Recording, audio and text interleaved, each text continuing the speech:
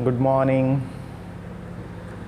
तो एक आपको अच्छा खासा बड़ा ब्रेक मिला है ना रिवीजन करने का। तो आप बहुत अच्छे तरीके से लेक्चर 1 से लेकर लेक्चर 13 तक रिवाइज़ कर लिए होंगे। अच्छा खासा समय था ये रिवाइज़ करने का। तो चलो अब हम लोग आगे की पढ़ाई लिखाई स्टार्ट करें। आज हम लोग लेक्चर 14 देखने वाले हैं सरफेस केमिस्ट्री का। लेकिन आगे बढ़ने के पहले हम थोड़ा सा इन्फॉर्मेशन, थोड़ी सी जानकारी आपको दे देते हैं कल के टेस्ट का। एक थोड़ा सा हम आपको डेमो, थोड़ा सा हम आपको सैंपल दे दिए थे, पब्लिश किए थे अब 2-3 दिन पहले। बहुत लोगों ने उसको देखा भी होगा। कुछ उसी फॉर्मेट में रहेगा आपका कल का टेस्ट। ठीक है, ध्यान रखिएगा कल के टेस्ट का जो क्वेश्चन है और जो आंसर देने का तरीका है उस दोनों को अच्छे से तुम समझ लो। ओके, पिछली बार जो टेस्ट दिए थे हम लोग, उस टेस्ट में याद करो हम क्वेश्चन को बोर्ड पर लिखे थे। लेकिन कल के टेस्ट में ऐसा कुछ भी नहीं होने वाला है। सारा का सारा फॉर्मेट सब कुछ कंप्यूटराइज्ड होगा। हम 1 सेकेंड के लिए भी नहीं आने वाले हैं। ओके, सारा इन्फॉर्मेशन, फिर उसके बाद क्वेश्चन आपको स्क्रीन पर आता रहेगा। आपको उसको समझ के फिर आपको टेस्ट देते चले जाना है। ये हम इसलिए ऐसा किए हैं, और जो आगे आने वाला है, जो हम लोग का जो फ्यूचर है, मैक्सिमम लोग यहाँ पर आप लोग अच्छे अच्छे एग्ज़ाम देने वाले हैं, जेईई मेंस देने वाले हैं, एडवांस देने वाले हैं। तो देखा जाए तो हर एक जो अच्छा एग्ज़ामिनेशन हम लोग का आने वाला है आगे, वो सब ऑनलाइन हो चुका है। ऑफलाइन बहुत कम ही एग्ज़ाम बचे हैं। तो मैक्सिमम एग्ज़ाम ना ऑनलाइन हो चुका है।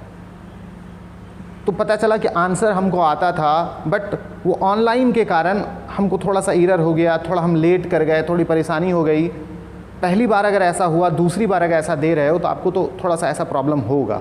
बट अगर 10, 15, 20, 25 टेस्ट अगर आप ऐसा दे चुके हो उस एग्ज़ाम के पहले, तब तो आप तो फ्रैंक हो चुके होंगे।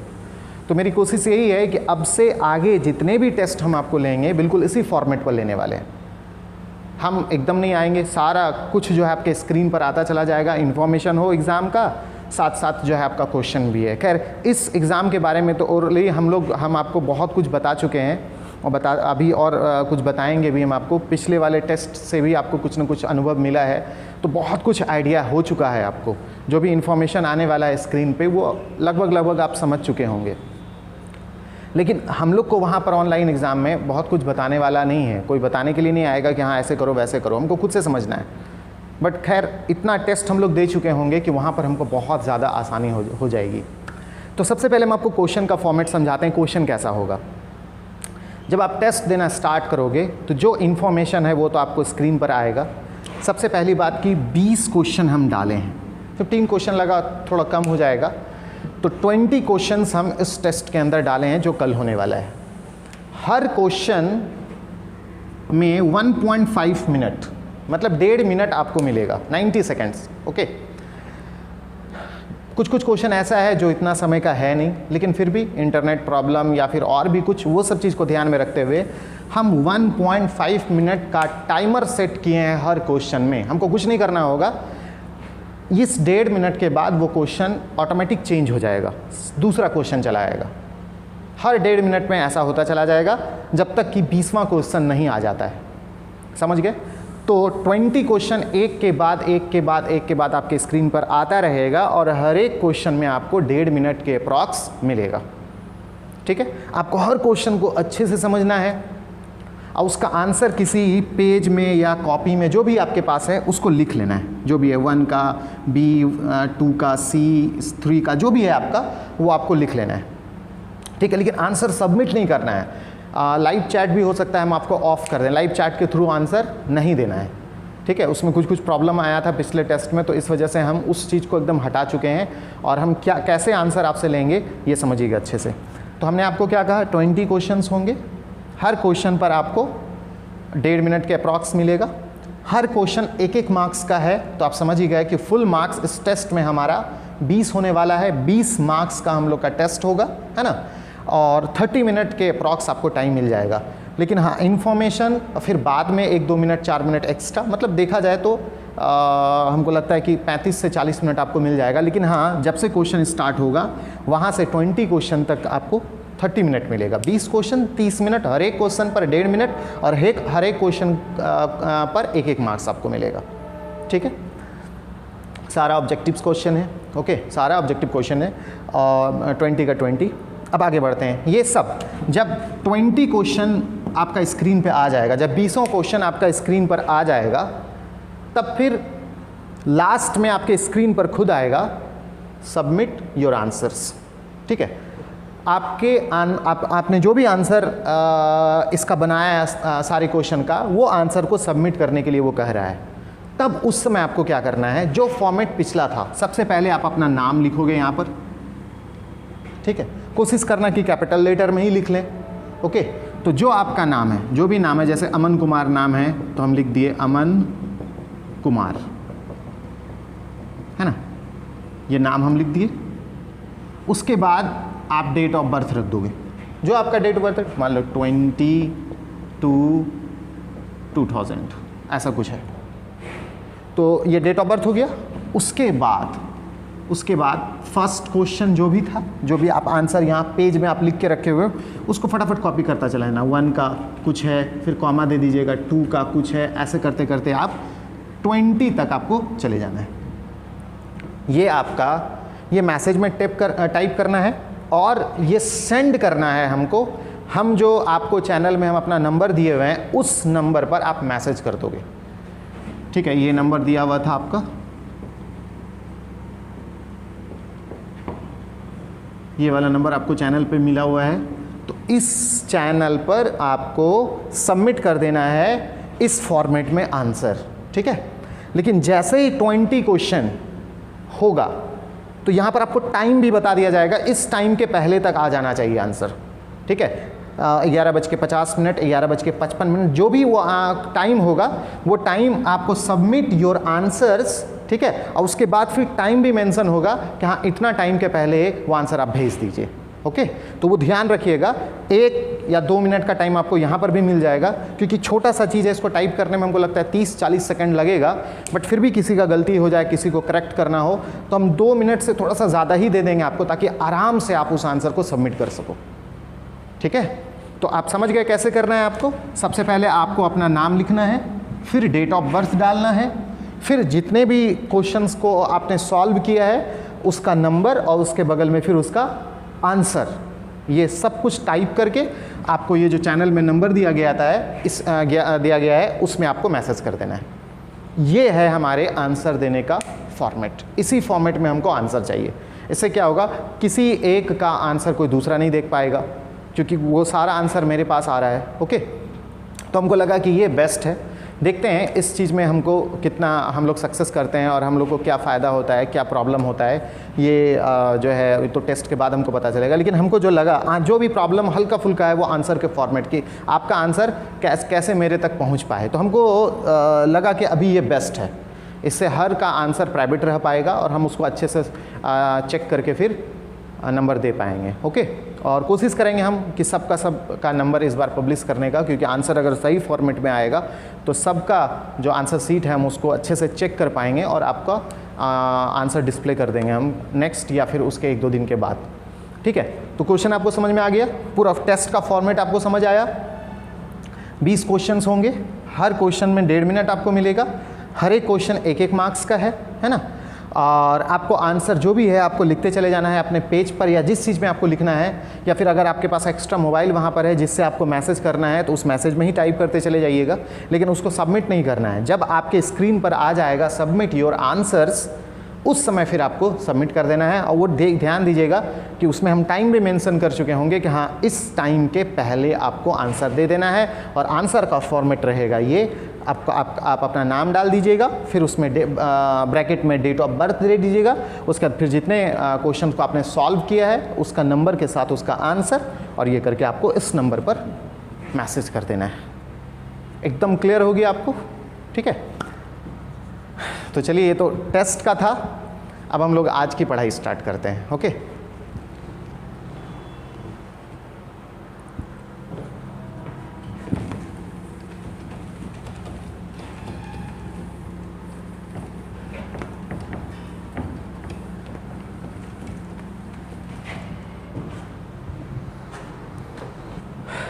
चलो,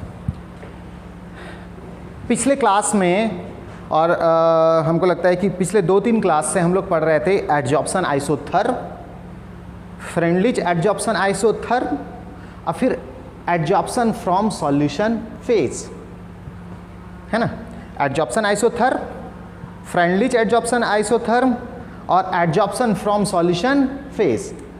उसी चेन का आज लास्ट टॉपिक है एडजॉर्प्शन आइसोबार। अगला टॉपिक हम लोग का क्या है भाई? एडजॉर्प्शन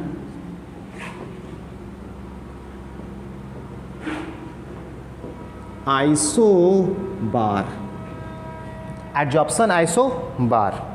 अच्छा, यहां ध्यान देना, आइसोबार में भी हम लोग देख रहे हैं कि 2 वर्ड है, एक आइसो और दूसरा बार।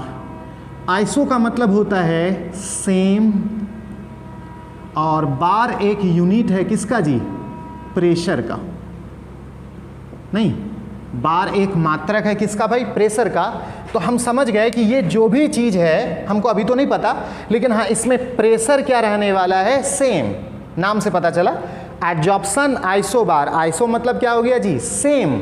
और बार किसका यूनिट है, किसका मात्रक है भाई? दबाव का, प्रेशर का। तो ये जो भी टॉपिक है हम लोग देखेंगे अभी डिटेल में, लेकिन एक चीज़ तो हमको क्लियर हो गया कि इसमें प्रेशर सेम रहने वाला है, इसीलिए इसका नाम पड़ा। हिंदी में देखो, एडजॉर्प्शन को हिंदी में आप कहते हो अधिशोषण। तो सबसे पहले तो आप लिख दो अधिशोषण, अधिशोषण। और फिर सेम प्रेशर है, इसलिए इसको हम लोग कहते हैं समदाबी। वो था समतापी, टेम्परेचर उसमें सेम था, और ये है अधिशोषण समदाबी। ओके, तो ये जो भी है इसमें क्या चीज सेम रहने वाला है जी? प्रेशर। प्रेशर सेम रहने वाला है, इसमें प्रेशर समान रहने वाला है। मतलब ये जो भी प्रोसेस है या फिर ये जो भी है, इस पूरे प्रोसेस में प्रेशर क्या रहने वाला है? सेम रहने वाला है। ठीक है, चलिए अब हम लोग स्टार्ट करते हैं कि एडजॉर्प्शन आइसोबार है क्या। पिछले टॉपिक में आप लोग देखे थे कि एडजॉर्प्शन आइसोथर्म एक ग्राफ था, है ना। एक ग्राफ, जैसे आप लोग ग्राफ खींचते हो एक्स और वाई एक्सिस के बीच में कुछ ना कुछ ग्राफ, कभी स्ट्रेट लाइन खींचते हो, कभी सर्कल खींचते हो, कभी एलिप्स, कभी हाइपरबोला, कभी पैराबोला। तो जिस तरह से ये ग्राफ है ना, ठीक उसी तरह से एडजॉर्प्शन आइसोथर्म जो पिछले क्लास में आपने पढ़ा था, वो भी क्या था भाई? एक ग्राफ था। इसके बारे में सबसे पहला बात जानिए कि ये भी एक ग्राफ है, इसी के जैसा ये भी क्या है? एक ग्राफ है। पहला बात दिमाग में आया आपको? एडजॉर्प्शन आइसोबार क्या है? एक ग्राफ है। एडजॉर्प्शन आइसोबार क्या है? एक ग्राफ है। अच्छा, अगर ये ग्राफ है,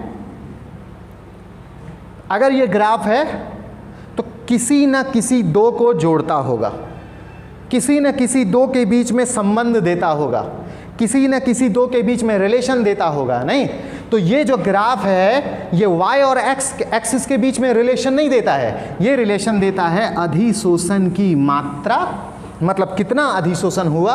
और अधिशोषण की मात्रा को आप लोग सूचित करते थे x/m से, और x/m से, और अधिशोषण की मात्रा और टेम्परेचर के बीच में रिलेशन ये देता है। ठीक है, एडजॉर्प्शन आइसोबार जो है, और अगर ये ग्राफ है तो किसी न किसी को जोड़ता होगा, किसी न किसी 2 के बीच में संबंध देता होगा। अब वो संबंध किसके बीच में देता है भाई? अधिशोषण की मात्रा और टेम्परेचर के बीच में। और इस पूरे प्रोसेस में जैसे आप लोग जान रहे हो कि प्रेशर को क्या रखना है? सेम, मतलब कांस्टेंट। तो ये चीज़ हुआ आपका, ध्यान रखिएगा। एडजॉर्प्शन आइसोबार के बारे में सबसे पहली बात बताइए, ये क्या है? ग्राफ है। नहीं, अच्छा, ये अगर ग्राफ है तो किसको किसको जोड़ता है? अधिशोषण की मात्रा, मतलब कितना अधिशोषण हुआ, और टेम्परेचर को, इस दोनों के बीच में संबंध देता है ये ग्राफ। और इस पूरे प्रोसेस में किसको सेम रखना है? प्रेशर को सेम रखना है। ओके, अच्छा, एक चीज़ अब जानिए कि हम जान रहे हैं कि ये जो एडजॉर्प्शन आइसोबार है एक ग्राफ है, और ये ग्राफ अधिशोषण की मात्रा और टेम्परेचर के बीच में संबंध देने वाला है। तो आखिर इस दोनों के बीच में संबंध क्या होता था भाई? तो हम आपको बताए थे अधिशोषण की मात्रा, जिसको x/m से सूचित करते थे, ये टेम्परेचर के व्युत्क्रमानुपाती होता था, इन्वर्सली प्रोपोर्शनल होता था। नहीं, इस दोनों के बीच में रिलेशन यही था ना भाई, नोट पॉइंट में हम आपको बता चुके थे। अधिशोषण की मात्रा टेम्परेचर का क्या होता था? उल्टा। अच्छा, अधिशोषण क्या था भाई? अधिशोषण क्या था? किसी एक पदार्थ का किसी दूसरे पदार्थ के सतह पर आना। नहीं, किसी एक पदार्थ का किसी दूसरे पदार्थ के सतह पर आने को हम लोग कहते थे एडजॉर्प्शन, हिंदी में अधिशोषण, है ना। उसके बाद हम लोग सीखे थे कि भाई अगर ये पदार्थ सब ज़्यादा आया तो अधिशोषण ज़्यादा होगा, और अगर ये पदार्थ सब कम आया तो अधिशोषण कम होगा। नहीं, अच्छा, एग्जाम्पल के लिए हम लोग समझने के लिए बार बार लेते थे कि देखो ये सब दूध है और ये आया है किस पर भाई? बिस्किट पर, है ना। तो ये हमारा बिस्किट हो गया, और ये सब ऊपर में सतह पर जो आया, अंदर नहीं आया है, सतह पर जो आया है वो सब क्या है? दूध है। तो दूध सतह पर आया, मतलब एक पदार्थ दूसरे पदार्थ के सतह पर आया, तो इसको हम लोग क्या कहते थे? एडजॉर्प्शन। अगर हम टेम्परेचर को बढ़ा दें, पहले बता चुके हैं हम आपको, है ना, फिर भी हल्का सा हम रिवाइज कर देते हैं आपको ताकि अच्छे से ये चीज़ याद आ जाए। अगर हम टेम्परेचर को बढ़ा दें, तो टेम्परेचर को बढ़ा रहे हैं मतलब आप इसमें गर्मी दे रहे हैं, उष्मा दे रहे हैं, इसको आप धूप में रख रहे हैं। तो अगर आप इसमें टेम्परेचर दीजिएगा, इसमें उष्मा दीजिएगा, अगर इसको धूप में रखिएगा तो क्या होगा भाई? सूखना स्टार्ट कर जाएगा। नहीं, सूखना स्टार्ट करने का मतलब क्या हुआ? जैसे हम इसको टेम्परेचर देंगे, उष्मा देंगे, तो ये उष्मा सबसे पहले मिलेगा ये बाहर में जो पदार्थ आया हुआ है, सब्सटेंस आया हुआ है, मतलब ये जो दूध आया हुआ है, इसी को मिलेगा। और जैसे एनर्जी इसको मिलेगा, हीट इसको मिलेगा, ये धीरे धीरे क्या होगा? वाष्पित होना स्टार्ट हो जाएगा, निकलना शुरू कर देगा। तो भाई निकलना एडजॉर्प्शन नहीं है, एक पदार्थ का दूसरे पदार्थ के सतह पर आना एडजॉर्प्शन था, लेकिन यहां टेम्परेचर के बढ़ाने से तो पदार्थ निकल गया, है ना। टेम्परेचर जब हम एक्स्ट्रा दिए, टेम्परेचर इसमें दिए, गर्मी दिए, तो ये सूखना शुरू कर दिया, ये पदार्थ निकलना शुरू कर दिया। और हम अच्छे से जान रहे हैं कि पदार्थ का निकलना अधिशोषण नहीं है, आना अधिशोषण है। तो टेम्परेचर एक्स्ट्रा देने के बाद पदार्थ निकल गया, आया नहीं, निकल गया। और निकल गया इसका मतलब है कि एडजॉर्प्शन हुआ नहीं, एडजॉर्प्शन उल्टा कम हो गया। आता तो एडजॉर्प्शन होता, लेकिन यहाँ तो देख रहे हैं कि निकल गया, इसका मतलब है कि एडजॉर्प्शन क्या हो गया? कम हो गया। तो हम जान रहे थे कि इस दोनों के बीच में 36 का आंकड़ा है। अगर टेम्परेचर को हम बढ़ा देंगे तो एडजॉर्प्शन क्या होगा? घटने लगेगा, और अगर हम टेम्परेचर को घटा देंगे तो एडजॉर्प्शन क्या होगा? बढ़ने लगेगा। तो हम पहले भी जान चुके हैं, हम अब जल्दी से रिवाइज कर दिए, लेकिन हम आपको पीछे के क्लास में बहुत ज़्यादा एक्सप्लेन किए थे इस मैटर को, है ना। तो हम जान रहे हैं कि अधिशोषण की मात्रा टेम्परेचर का क्या होता है भाई? उल्टा होता है। दोनों में 36 का आंकड़ा है, दोनों क्या है? इन्वर्सली प्रोपोर्शनल है। अच्छा, ये एक्स क्या था, याद आ रहा है आपको कि कितना दूध आया, है ना, दूध का भार। उस दूध को जो पदार्थ आता था उसको आप एड्सॉर्बेट बोलते थे, तो ये एड्सॉर्बेट का मास था। और ये एम जो स्मॉल एम है वो किसका मास था भाई? इस बिस्किट का। बिस्किट के उस सरफेस का मास, उस भाग का मास जहाँ पर दूध आया है, और इस बिस्किट को हम लोग एड्सॉर्बेंट कहते थे। तो ये एड्सॉर्बेंट के उस भाग का मास था जहाँ पर एड्सॉर्बेट मीन्स दूध आया है। तो कितना आया और कितने में आया, इसी दोनों को जब हम देखते थे तो हमको पता चल जाता था कि एडजॉर्प्शन ज़्यादा हुआ है या एडजॉर्प्शन कम हुआ है। नहीं, तो एडजॉर्प्शन की मात्रा मतलब अधिशोषण की मात्रा को हम लोग सूचित करते थे x/m से, और ये अधिशोषण की मात्रा और टेम्परेचर एक दूसरे का क्या होता था? उल्टा होता था। और इसी रिलेशन को दिखाने वाला है ये ग्राफ, और इसी ग्राफ को हम लोग बोलेंगे एडजॉर्प्शन आइसोबार, है ना। लास्ट, अब हम लोग डेफिनेशन लिखने वाले हैं, लेकिन एक बार फिर से आप मेरे साथ रिवाइज कीजिए। सबसे पहले हमको बताओ कि एडजॉर्प्शन आइसोबार क्या है? एक ग्राफ नहीं, एडजॉर्प्शन आइसोबार क्या है भाई? एक ग्राफ है। तो अगर ग्राफ है तो किसी न किसी दो एक्सिस के बीच में होगा। जैसे y एक्सिस है, यहाँ x एक्सिस है, तो किसी न किसी दो एक्सिस के बीच में ये ग्राफ होगा। तो एडजॉर्प्शन आइसोबार के बारे में सबसे पहला बात हमको पता चला कि ये ग्राफ है। अगर ये ग्राफ है तो किसी न किसी दो एक्सिस के बीच में तो होगा। तो किसके किसके बीच में है भाई? तो अधिशोषण की मात्रा और टेम्परेचर के बीच में। मतलब ये ग्राफ इस दोनों के बीच में संबंध देता है, इस दोनों के बीच में रिलेशन देता है। और इस दोनों के बीच में संबंध कैसा होता है भाई? तो ये दोनों एक दूसरे का इन्वर्सली प्रोपोर्शनल होता है। इन्वर्सली प्रोपोर्शनल होता है मतलब एक को बढ़ाओगे तो दूसरा घट जाएगा, एक को घटाओगे तो दूसरा बढ़ जाएगा। दोनों के बीच में 36 का आंकड़ा है। और इस पूरे ग्राफ में, इस पूरे प्रोसेस में आपको प्रेशर को क्या लेना है? सेम। प्रेशर को क्या करना है? कांस्टेंट। प्रेशर को आप चेंज नहीं कर सकते, क्योंकि प्रेशर को चेंज कर दीजिएगा तो वो भी एडजॉर्प्शन को चेंज कर देगा। एडजॉर्प्शन प्रेशर के क्या होता है? डायरेक्टली प्रोपोर्शनल होता है। नहीं, एडजॉर्प्शन प्रेशर के डायरेक्टली प्रोपोर्शनल होता है। अगर आप प्रेशर में भी छेड़खानी कर दिए तो वो भी एडजॉर्प्शन को चेंज करने लगेगा। और इधर टेम्परेचर को भी आप चेंज कर रहे हैं, वहां से भी एडजॉर्प्शन चेंज हो रहा है, तो आपको पता नहीं चल पाएगा कि आखिर ये एडजॉर्प्शन किसकी वजह से चेंज हुआ, प्रेशर की वजह से चेंज हुआ या टेम्परेचर की वजह से चेंज हुआ। आप समझ में आ रहा है? उस ग्राफ में हमने टेम्परेचर को फिक्स कर दिया था और इस ग्राफ में हमने प्रेशर को फिक्स रखा है, इसलिए क्योंकि हमको पता है कि ये एडजॉर्प्शन जो है ना प्रेशर पर भी डिपेंड करता है, टेम्परेचर पर भी डिपेंड करता है। तो इसको अगर चेंज करोगे तो ये चेंज हो जाएगा, इसको चेंज करोगे तो ये चेंज हो जाएगा। तो अगर ये चेंज हो रहा है तो ये किसकी बदौलत हो रहा है, इसकी बदौलत या इसकी बदौलत, ये हमको समझ नहीं आ पाएगा। इस वजह से इस दोनों में से किसी एक को बोले चुप, तुम चुप रहो। तो अगर इसको चुप कर दिए, टेम्परेचर को चुप कर दिए, इसका मतलब है कि जो भी इस पर असर पड़ रहा है वो तो प्रेशर के कारण पड़ रहा है, तो हमको रिलेशन देने में बड़ा आसानी हो जाएगी। और जब इसका रिलेशन हम लोग समझ लिए तब इसको बोल रहे हैं आप तू चुप रह। इसको क्या कर दिए, कांस्टेंट, एकदम बोले कुछ नहीं बोलना है तुमको, ना बढ़ना है ना घटना है। अब इस दोनों के बीच में हम रिलेशन देख लेते हैं अच्छे से, लेकिन अगर दोनों को बोल देते तो कुछ कुछ ये बोलता, कुछ कुछ ये बोलता, और इस पर कुछ असर होता, तो ये असर इसकी वजह से हुआ है कि इसकी वजह से हुआ है, ये हमको एग्जैक्ट नहीं पता चल पाता। इस वजह से हम लोग दोनों को एक साथ चेंज नहीं करते हैं। हम कहते हैं भाई कि या तो तुम चेंज हो या तो तुम चेंज हो। तो हम लोग पिछले क्लास में टेम्परेचर को कॉन्स्टेंट किए थे और इस दोनों के बीच में हम लोग रिलेशन देखे थे, एडजॉर्प्शन की मात्रा और प्रेशर के बीच में। लेकिन आज हम लोग क्या कर रहे हैं, प्रेशर को ही कांस्टेंट कर रहे हैं और इस दोनों के बीच में रिलेशन देख रहे हैं।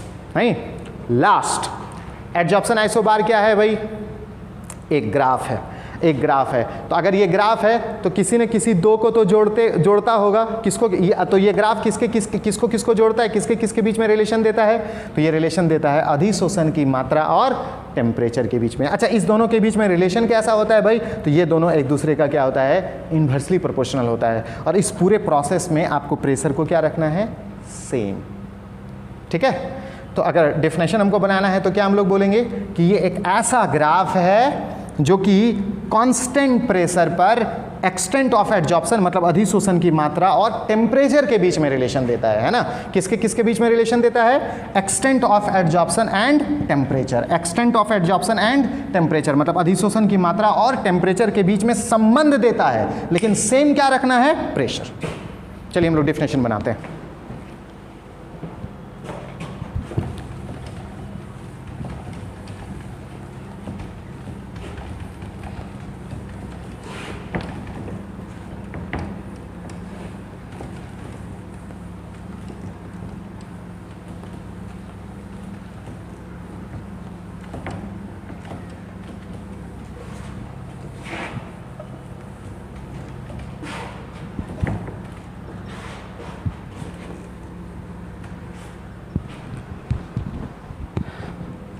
चलो डेफिनेशन हम लोग स्टार्ट करते हैं। तो एडजॉर्प्शन आइसोबार के बारे में सबसे पहले पढ़े भाई कि ये ग्राफ है, तो लिखेंगे द ग्राफ, है ना।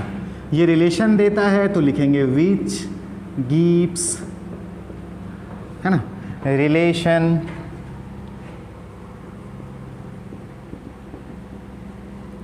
अच्छा किसके किसके बीच में रिलेशन देता है वो भी बता दो हमको, बिटवीन एक्सटेंट ऑफ एडजॉर्प्शन मतलब अधिशोषण की मात्रा, वही x/m है ना, एंड टेम्परेचर, है ना। दो के बीच में रिलेशन दे रहा है, किसके किसके बीच में भाई, extent of adsorption and temperature. लेकिन इस पूरे प्रोसेस में क्या चीज़ को सेम रखना है, प्रेशर को सेम रखना है, प्रेशर को सेम रखना है। नहीं तो बोलेंगे at constant pressure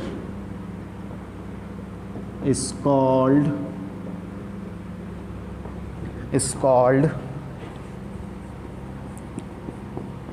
adsorption isobar. हो गया। हिंदी में अगर लिखना है तो क्या लिखेंगे भाई, वह ग्राफ जो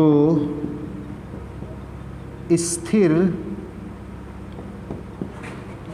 दाब पर, है ना, स्थिर दाब पर अधिशोषण की मात्रा तथा, अधिशोषण की मात्रा मतलब x/m तथा ताप के बीच संबंध स्थापित करता है, संबंध स्थापित करता है, ठीक है। वह ग्राफ जो स्थिर दाब पर, मतलब प्रेशर को कांस्टेंट रखना है, पर अधिशोषण की मात्रा तथा ताप के बीच संबंध स्थापित करता है, उसे एडजॉर्प्शन, उसे एडजॉर्प्शन आइसोबार कहते हैं। आप हिंदी भी लिख सकते हो, अधिशोषण समदाबी, हिंदी आपके सामने में है। तो आपका ये इंग्लिश में डेफिनेशन हो गया, ये हिंदी में डेफिनेशन हो गया। ओके, लिख भी लिए होगे, नहीं तो ले लो स्क्रीनशॉट यार।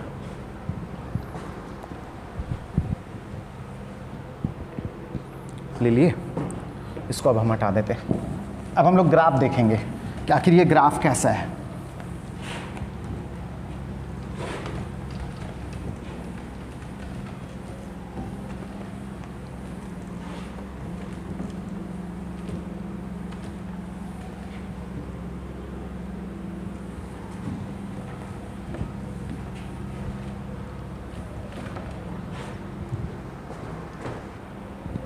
चलो देखो, तो ग्राफ बनाने के लिए सबसे पहले हम लोग दो एक्सिस ले लेते हैं।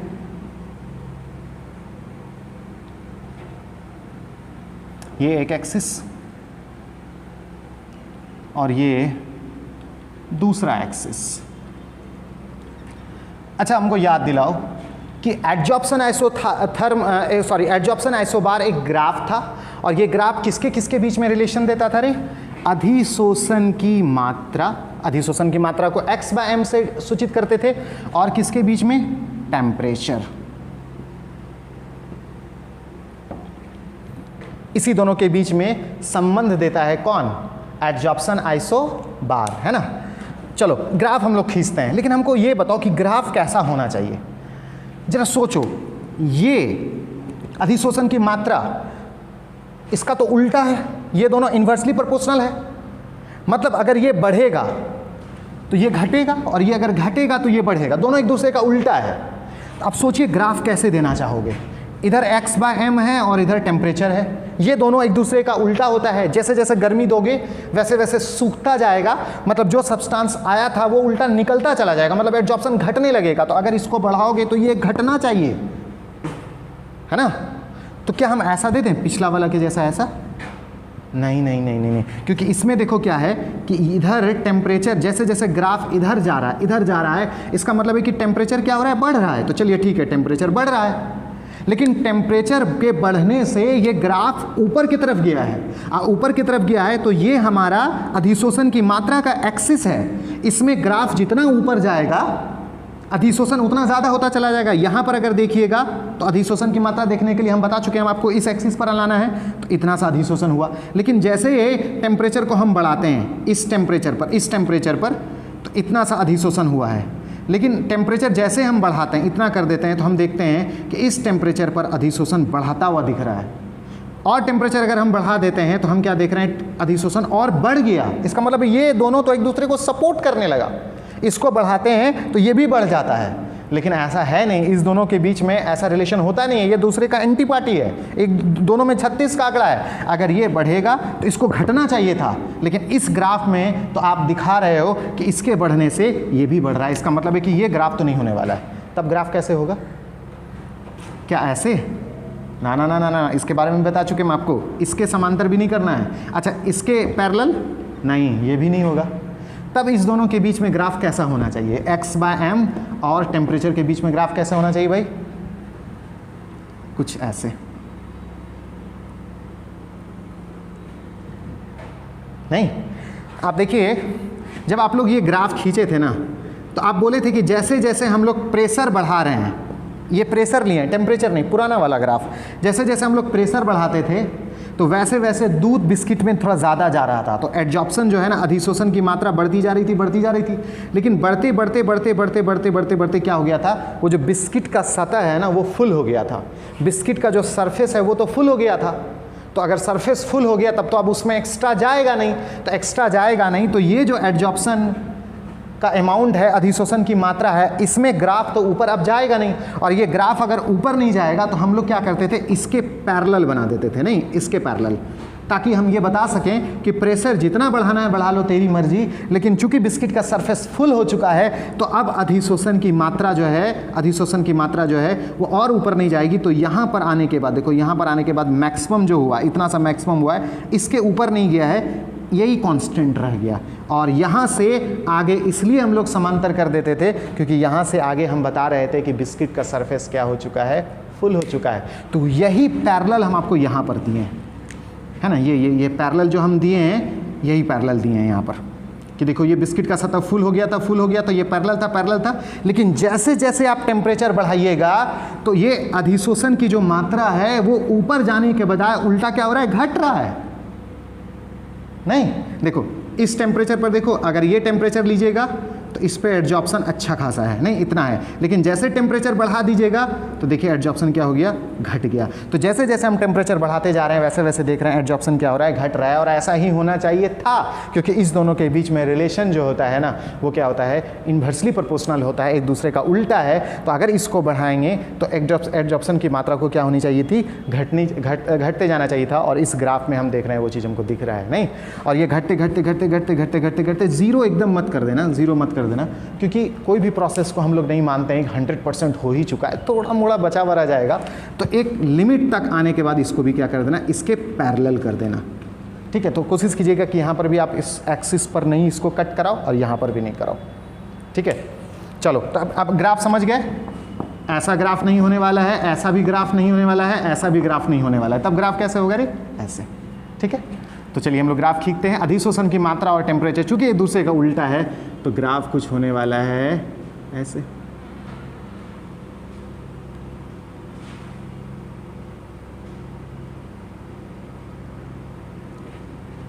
ये ग्राफ है, ठीक है। रुको,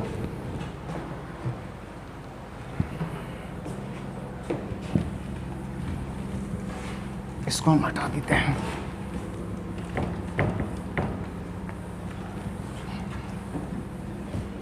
अब एक मज़ेदार बात कि ठीक है, ये फिगर हमको दिखा रहा है अधिशोषण की मात्रा और टेम्परेचर के बीच में ग्राफ। इसका मतलब है कि ये एडजॉर्प्शन आइसोबार है, ठीक है, आइसोबार है, ये एडजॉर्प्शन आइसोबार है। लेकिन ये एडजॉर्प्शन आइसोबार है फिजिकल एडजॉर्प्शन के लिए, जिसको आप फीसिस ऑप्शन कहते थे, है ना, फिजिकल एडजॉर्प्शन के लिए है ये। अब बोलो कि सर तो क्या केमिकल एडजॉर्प्शन के लिए अलग होगा? हाँ, केमिकल एडजॉर्प्शन के लिए अलग होता है। कैसा होता है हम आपको बताते हैं।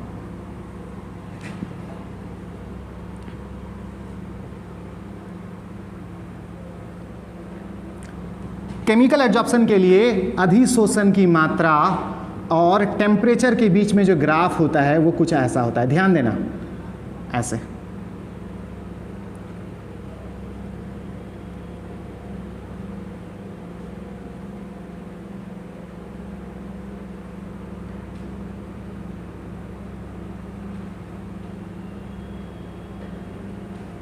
कुछ इस टाइप का। आप बोलोगे सर ये क्या कर दिए आप, यहां तक ये जिसका हाईएस्ट पॉइंट आ रहा है, पीक पॉइंट आ रहा है, वहां तक तो आपने उल्टा दिखा दिया। जैसे जैसे टेम्परेचर बढ़ रहा है वैसे वैसे ग्राफ अप जाने लगा, और ग्राफ अप जाने का मतलब है कि अधिशोषण की मात्रा बढ़ने लगी। और ये दोनों एक दूसरे का तो इन्वर्सली प्रोपोर्शनल होता है, नहीं, ये दोनों एक दूसरे का इन्वर्सली प्रोपोर्शनल होता है। तो ये ग्राफ कैसे आ सकता है? ये ग्राफ तो बता रहा है कि ये दोनों डायरेक्टली होने लगा, जैसे जैसे टेम्परेचर बढ़ा रहे हैं वैसे वैसे अधिशोषण की मात्रा बढ़ गई। हाँ, यहाँ से हम देख रहे हैं कि फिर ग्राफ, ठीक है, जैसे जैसे टेम्परेचर आगे बढ़ रहा है वैसे वैसे ये ग्राफ डाउन हो रहा है, नीचे जा रहा है, मतलब अधिशोषण की मात्रा क्या हो रही है, घटती चली जा रही है। इस पॉइंट पर अधिशोषण की मात्रा इतना है, लेकिन जैसे टेम्परेचर बढ़ रहा है तो हम देख रहे हैं कि अधिशोषण की मात्रा घट के नीचे चली आई। हाँ, ये दोनों एक दूसरे का व्युत्क्रमानुपाती होता है, इन्वर्सली प्रोपोर्शनल होता है। तो इस दोनों के बीच में रिलेशन उल्टा होना चाहिए था। तो हम यहाँ से देख रहे हैं कि बिल्कुल परफेक्ट है। जैसे जैसे हम लोग टेम्परेचर बढ़ा रहे हैं वैसे वैसे देख रहे हैं ये ग्राफ नीचे आ रहा है, और नीचे आना बता रहा है कि एडजॉर्प्शन की मात्रा क्या हो रही है, घट रही है। बट यार प्रॉब्लम आ गया कि यहाँ से यहाँ तक बढ़ा क्यों? ठीक है। लेकिन हम बता दें आपको कि ये है आपका एडजॉर्प्शन आइसोबार, ये तो समझ रहे हैं हम लोग, ये एडजॉर्प्शन आइसोबार है, ठीक है। लेकिन ये है केमिकल एडजॉर्प्शन के लिए, केमिकल एडजॉर्प्शन। तो ऐसा क्यों भाई? ये फिजिकल एडजॉर्प्शन में ऐसा ग्राफ, केमिकल एडजॉर्प्शन में भी ठीक है, ये वाला ग्राफ तो समझ आ गया, बट ये ऐसा क्यों आया? तो समझो अच्छे से, ध्यान देना। फिजिकल एडजॉर्प्शन और केमिकल एडजॉर्प्शन में क्या अंतर था पता है आपको? ये था एड्सॉर्बेंट, इसके सतह पर कुछ आता था, और इसमें भी था एक एड्सॉर्बेंट, इसके भी सतह पर कुछ आता था। फिजिकल एडजॉर्प्शन में हम आपको क्या बताए थे कि जो आने वाला है मतलब एड्सॉर्बेट, और जिस पर आएगा मतलब एड्सॉर्बेंट, उस दोनों के बीच में क्या था? बहुत कमज़ोर फोर्स था, वंडरवाल फोर्स की तरह। वंडरवाल फोर्स क्या था रे? कुछ नहीं, बस इसके मास और इसके मास के कारण हल्का सा अट्रैक्शन लग जाता था।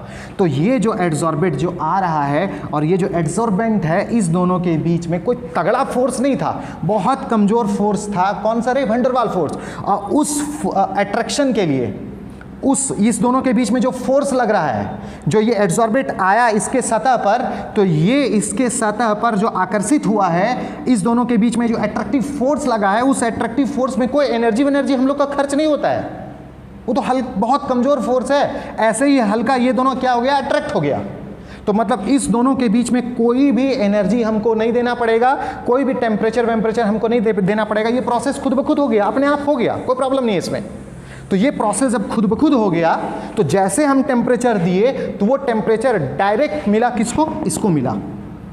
और इसको मिलने के बाद क्या हुआ? इसका एनर्जी बढ़ी, और जब जैसे एनर्जी बढ़ी तो ये क्या हुआ? और ज़्यादा वाइब्रेट करना शुरू किया, और ज़्यादा वाइब्रेट करना शुरू किया, और ज़्यादा तुम एनर्जी दिए, और ज़्यादा वाइब्रेट करना शुरू किया, फिर धीरे धीरे मोशन करने लगा। अब मोशन करते करते करते ये क्या हो गया? बाहर चला गया। मतलब क्या? जैसे हम टेम्परेचर दिए तो वो टेम्परेचर, वो गर्मी, वो हीट खर्च हो गया इसको बाहर निकालने में डायरेक्ट। लेकिन इसमें क्या होता था याद है? तो धूल का इस दीवार पर आना फिजिकल एडजॉर्प्शन का एग्जाम्पल था, और हम आपको बोले थे कि ये धूल और दीवार के बीच में हल्का सा मास और मास के कारण एट्रैक्टिव फोर्स लग रहा है, और वो एट्रैक्टिव फोर्स को लगने में कोई भी एनर्जी की ज़रूरत नहीं होती है, वो अपने आप हो गया, कोई प्रॉब्लम नहीं उसमें। तो हम जो जैसे टेम्परेचर देना शुरू किए, जैसे आप टेम्परेचर यहाँ पर बढ़ाना शुरू किए, जैसे टेम्परेचर देना शुरू किए, ये पार्टिकल सब लेकर निकलना शुरू हो गया, तो एडजॉर्प्शन सडनली तुरंत एकदम जो है घटना स्टार्ट हो गया। लेकिन इसमें क्या हुआ पता है? आप इसमें याद करो, हम एग्जाम्पल दिए थे पेंट का दीवार पर आना, है ना? पेंट का दीवार पर आना मतलब क्या? इसमें जो भी पदार्थ आता है इसके सतह पर, इस दोनों के बीच में कुछ ना कुछ केमिकल बॉन्ड बनता है। इसके और इसके बीच में कुछ ना कुछ क्या होगा? केमिकल बॉन्ड बनेगा। और केमिकल बॉन्ड एक स्ट्रॉन्ग बॉन्ड है यार, उसको बॉन्ड उस बॉन्ड को बनने में टाइम लगता है, एनर्जी लगती है। ये बॉन्ड ऐसे नहीं बन जाता है, तो इसमें कुछ ना कुछ एनर्जी हमको देना पड़ेगा। तो स्टार्टिंग में जो हम टेम्परेचर दिए ना, तो टेम्परेचर दिए मतलब आप उष्मा दिए, एनर्जी दिए, तो स्टार्टिंग में जो एनर्जी दिए ना, वो एनर्जी खर्च हो गया इस दोनों के बीच में बॉन्ड बनाने में। पहले लाओ तो सही यार किसी को, फिर निकालना। पता चला इसका सतह खाली है और टेम्परेचर दे के उड़ाने में लगे हैं। अरे लाओगे किसी को तब ना फिर उड़ेगा। तो स्टार्टिंग में जो हम टेम्परेचर दे रहे थे, उष्मा दे रहे थे, हीट दे रहे थे, वो किस में खर्च हो रहा था? समझ में आ रहा है? इस दोनों के बीच में केमिकल बॉन्ड को बनाने में खर्च हो रहा था। लेकिन जैसे ये सतह फुल हो गया, जैसे कंप्लीट हो गया, उसके बाद जब टेम्परेचर हम देना स्टार्ट हुए, देते रहे, उसके बाद भी हम लोग टेम्परेचर देते रहे, तब फिर वो जो एक्सेस टेम्परेचर है उससे क्या हुआ? जो ये मॉलिक्यूल सब आया था, वो सब मॉलिक्यूल्स को एक्स्ट्रा एनर्जी मिलने लगा। ये सब कण को, ये सब मॉलिक्यूल को, ये सब पार्टिकल को एक्स्ट्रा एनर्जी मिलने लगा, और एक्स्ट्रा एनर्जी मिलने के कारण वो धीरे धीरे क्या हुआ? इसका मोशन, इसका वाइब्रेशन बढ़ता चला गया, और बढ़ते फिर ये निकलना शुरू हो गया। समझ में आया? तो यहाँ से यहाँ तक जो हम एनर्जी दिए, ये जो आपको दिखा रहा है कि जैसे जैसे हम टेम्परेचर बढ़ाते चले गए, वैसे वैसे एडजॉर्प्शन देख रहे हैं बढ़ता चला गया। तो यहाँ तक जो हम इतना सा टेम्परेचर दिए हैं, वो सब मेरा खर्च हो गया कहाँ पर पता है? इस दोनों के बीच में बॉन्ड बनाने में। तो निकल थोड़े रहा था स्टार्टिंग में, स्टार्टिंग में तो देख रहे हैं उल्टा चिपक रहा है, उल्टा सरफेस पर आ रहा है। तो सरफेस पर आने के कारण एड्जॉर्प्शन क्या हुआ, थोड़ा सा बढ़ता हुआ हमको दिखाना पड़ा। लेकिन जैसे ही सरफेस फुल हो गया, फिर भी हम लोग टेम्परेचर देते रहे, तब फिर वो टेम्परेचर के कारण क्या हुआ, मॉलिक्यूल्स फिर से निकलना शुरू हो गया, मतलब एड्जॉर्प्शन घटना शुरू हो गया। तब हम इस ग्राफ को नीचे लेके आए। अब समझ में आया आपको?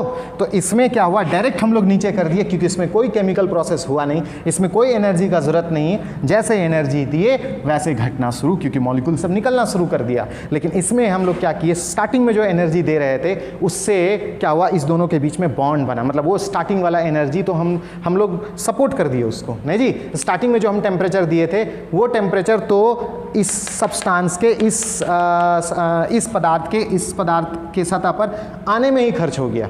मतलब हम टेम्परेचर दे रहे थे और वो इसके सरफेस पर उल्टा चिपकना स्टार्ट कर रहा था, चिपक रहा था, मतलब एड्जॉर्प्शन बढ़ रहा था। तो यहाँ से यहाँ तक देखिए एड्जॉर्प्शन हमने बढ़ता हुआ दिखाया है। इसका मतलब है कि इतना सा टेम्परेचर जो खर्च हुआ है हमारा, इसके निकालने में नहीं, इसके बॉन्ड बनाने में खर्च हुआ है। जब एक बार सतह फुल हो गया, कंप्लीट हो गया, उसके बाद भी हम टेम्परेचर देते रहे, तब फिर यही सब मॉलिक्यूल्स क्या हुआ, निकलना स्टार्ट हो गया। तब फिर एड्जॉर्प्शन क्या हुआ, घटना स्टार्ट हो गया। तो ये जो है इतना सा, ये जो खर्च हुआ है, ये किस में खर्च हुआ है भाई, in the formation of bond, in the formation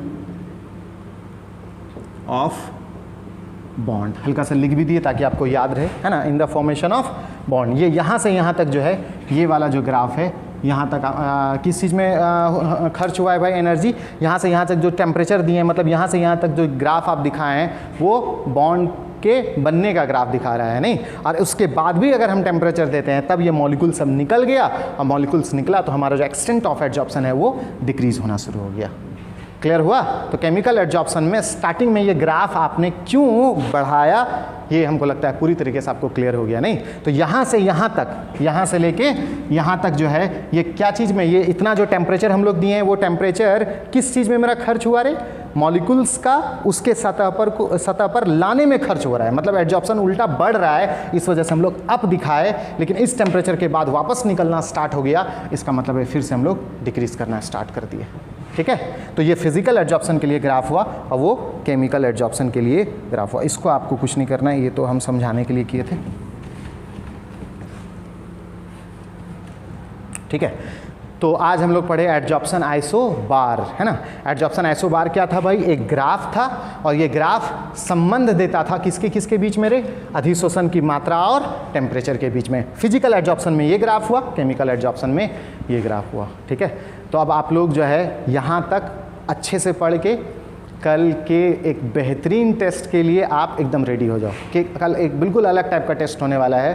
ठीक है, आपको भी बहुत मज़ा आएगा टेस्ट देने में। ठीक है, तो उस टेस्ट के लिए आप जो हल्का फुल्का कमी है अभी तक आप में, तो उसको कोशिश करो अपने लेवल पर कि हम पूरा कर लें, और एक स्ट्रॉन्ग होकर एकदम अच्छे से जो है उस टेस्ट को देने के लिए आओ। ठीक है, तो अब हम लोग मिलते हैं डायरेक्ट कल 11 बजे के अप्रॉक्स टेस्ट में। और हाँ, एक चीज़ और ध्यान देना, लेट मत करना, क्योंकि टेस्ट बिल्कुल अपने टाइम पर स्टार्ट हो जाएगा, और अगर एक बार लेट हो गए तो फिर पीछे वाले क्वेश्चन को देखने में आपको बहुत परेशानी होगी। हाँ, आप कर सकते हो कि वापस आके फिर आप उसको पीछे करके देख सकते हो, बट यही है कि तब तक क्वेश्चन तो आगे निकलता चला जाएगा, तो आप में काफ़ी प्रेशर आ जाएगा कि पीछे वाले क्वेश्चन को भी देखें, आगे वाले को भी देखें। हाँ, आगे आप बढ़ा नहीं सकते हैं, लाइव में या प्रीमियर में आप आगे नहीं बढ़ा सकते हैं, लेकिन हाँ, जहाँ तक क्लास हो चुका है उसके पीछे आप देख सकते हो। तो अगर सबसे पहले तो कोशिश कीजिएगा कि थोड़ा सा भी लेट नहीं होने का। अगर गलती से लेट हुआ, आपको लग रहा है कि थोड़ा मोड़ा टाइम है, तो पीछे से पीछे वाले क्वेश्चन को आप किसी तरह से देखने का कोशिश करना। लेकिन हाँ, इस प्रोसेस में जो है प्रेशर आप पर बहुत ज़्यादा आ जाएगा, उल्टा पुल्टा होना स्टार्ट हो जाएगा। तो इससे बचने के लिए एकदम आप टाइम पे आ जाओगे और एक बेहतरीन तरीके से आप टेस्ट दोगे। ठीक है, तो हम लोग मिलते हैं कल के टेस्ट में। आज के लिए इतना ही। ठीक है।